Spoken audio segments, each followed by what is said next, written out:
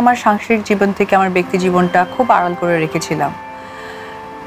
যখন আমি আড়াল ভাঙলাম তখন খুব একটা সময়ই পেলাম না জিনিসটাকে এনজয় করার জন্য বা জিনিসটাকে এক্সপ্লেন করার জন্য।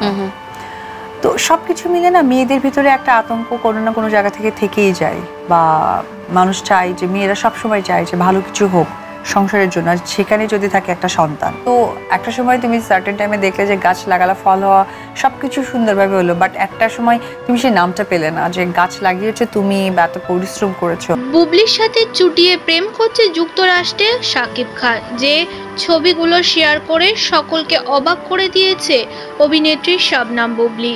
তবে শাকিবের জীবনে অনেক আগে থেকে ছিল অপু বিশ্বাস।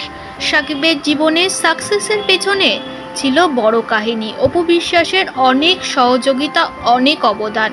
কিন্তু সময়ের সাথে সাথে সেই ভালোবাসার মানুষটা, সেই পাশে থাকার মানুষটাকেই ভুলে গিয়েছে শাকিব খান। অপু বিশ্বাসকে ছেড়ে শবনম বুবলির সঙ্গে চুটিয়ে যুক্তরাষ্ট্রে মজা করে বেড়াচ্ছেন তিনি। তাই তো এবার সকলের সামনে দুঃখ প্রকাশ করলেন অভিনেত্রী অপু বিশ্বাস। জানালেন, একটা সময় গাছ লাগিয়েছি আমি, চারা গাছটা ধীরে ধীরে বড়ও করেছি।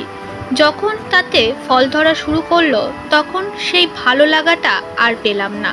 যখন সবটা সামনে আসলো সেই সম্মানটাই পেলাম না। অপু বিশ্বাসের কষ্টে বাংলাদেশের মানুষ পাশে দাঁড়িয়েছে তার। অনেকেই অনেক রকম সান্ত্বনা দিচ্ছে। তবে যে যাই বলুক, নিজের কষ্টটা কতখানি অপু বিশ্বাস সেটা নিজেই ফিল করে প্রতিটা মুহূর্তে।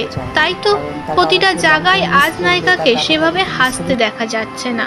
কোথাও গিয়ে লজ্জা, কোথাও গিয়ে কষ্ট, সবটাই একসঙ্গে গ্রাস করেছে অপু বিশ্বাসকে।